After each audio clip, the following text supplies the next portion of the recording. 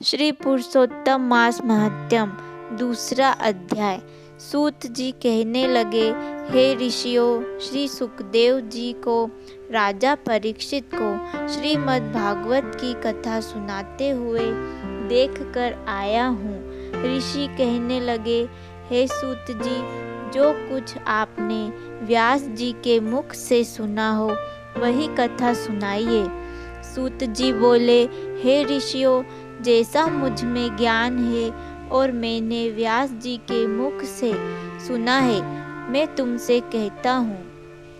एक समय नारद जी भ्रमण करते हुए भगवान नारायण के निवास स्थान जा पहुँचे।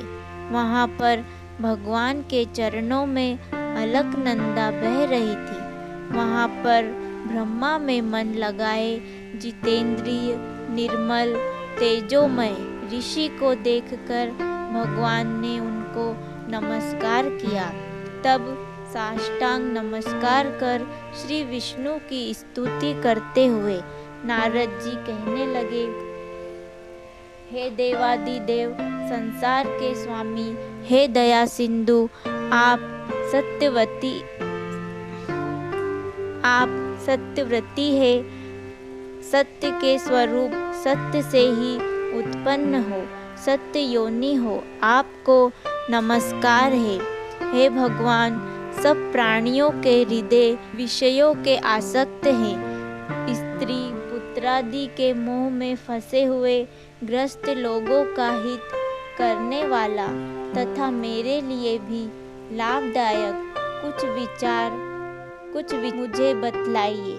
मैं आपके मुखारविंद से कुछ सुनने के लिए ब्रह्मलोक से आया हूँ। नारद जी के ऐसे वचनों को सुनकर भगवान हंसकर नारद जी से कहने लगे कि हे नारद, भगवान श्री कृष्ण की पुण्य कथा को सुनो।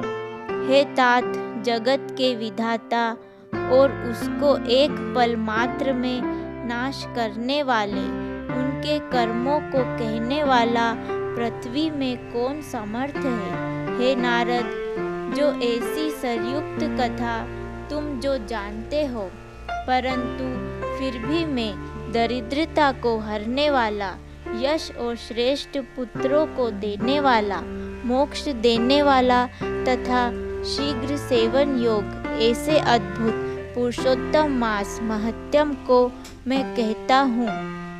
नारद जी कहने लगे कि हे प्रभु, स्वामियों सहित मैंने चैत्रादि मास तो सुने हैं, परंतु उनसे पुरुषोत्तम मास नहीं सुना।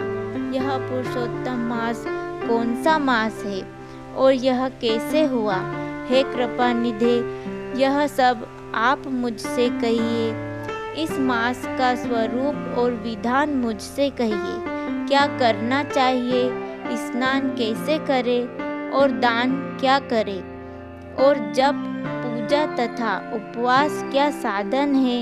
इसके अतिरिक्त और भी कोई सार हो वह सब बतलाइए।